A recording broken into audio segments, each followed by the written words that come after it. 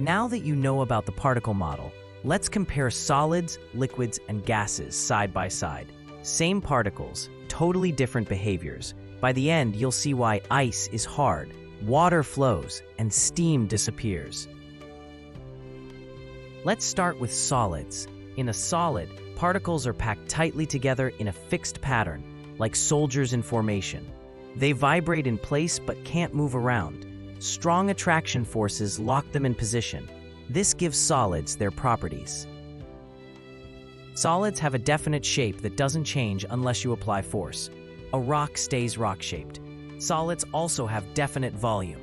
You can't compress a solid easily because particles are already touching. Now liquids. In a liquid, particles are still close together but not locked in a pattern. They slide and roll past each other like marbles in a bag. The attraction is weaker than in solids, letting them move while staying together. This sliding ability creates unique properties. Liquids have definite volume. Pour 500 milliliters of water into a bowl, you still have 500 milliliters. But liquids don't have definite shape. They take the shape of their container. Water becomes jug-shaped, bowl-shaped, or bottle-shaped. Finally, gases. In a gas, particles are far apart with huge empty spaces between them. They zoom around at high speeds, bouncing off each other and container walls. The attraction between gas particles is extremely weak. This freedom gives gases amazing properties. Gases have no definite shape and no definite volume. They expand to fill available space. Open perfume and gas particles spread throughout the room. You can compress gases easily because of all that empty space. Let's compare using water. Ice is solid water with H2O particles locked in a crystal pattern.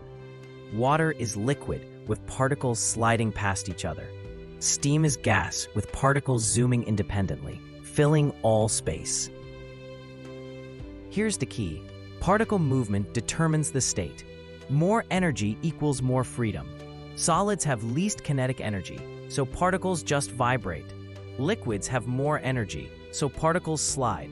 Gases have most energy, so particles fly freely. Your comparison guide. Solids have particles tightly packed, fixed pattern, definite shape and volume. Liquids have particles close but mobile, definite volume but no shape. Gases have particles far apart, no definite shape or volume.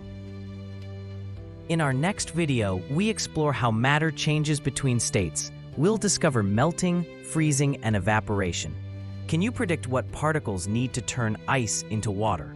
Drop your answer below. I'm Mr. G, and remember, the state of matter is all about particle energy. See you next time.